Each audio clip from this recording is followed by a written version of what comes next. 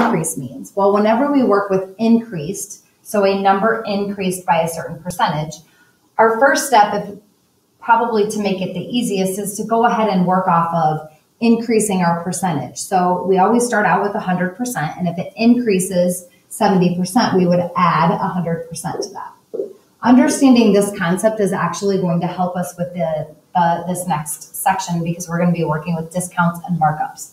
So this would be an example of a markup. If it increased, that's how much we would mark up.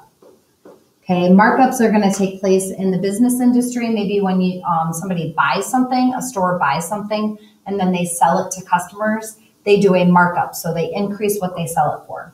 So here, now we would work off of, like we did in lesson 2, 40 times 170% our new percentage. So we always worked with 1.70, okay, or 1.7. If I wanted to go through and actually solve that,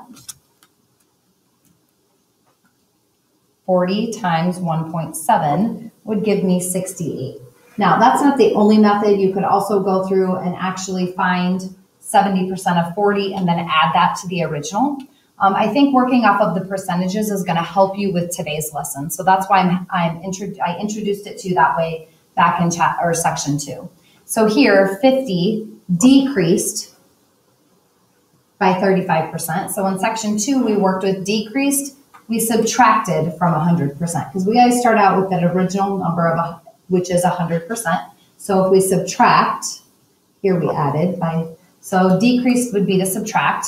Our new percentage would be 65%. And we would take that times 50, because we want to figure out 65% of 50. So this we would punch in as 0.65 on our calculator. And when we do that, we get 32.5.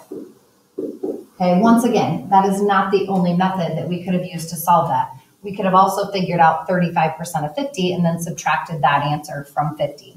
Okay, but understanding that when we increase, we're going to be adding at some point, and when we decrease, we're going to be subtracting. Okay, another concept that's also going to help us that some of you may feel more comfortable with is working proportions. So this was back from chapter 3. We worked with proportions. So when we solved proportions, we could either say, what did they do to the front number to get the back number, or we could use that cross multiply divide. So we multiply where we have two numbers diagonal and then divide by the third. So 96 times 100 would give us 9,600. And then we would divide that by 60. And when we do that, we find out that x equals 160. Okay, so this is something that we can actually use, because really 60, I could have been actually working with 60%. So maybe 60% of a number, that might have been maybe we were going through and getting a 40% discount. Okay, so that's something that we're going to be working with today. So understanding each of those concepts will help us with today's lesson or activity.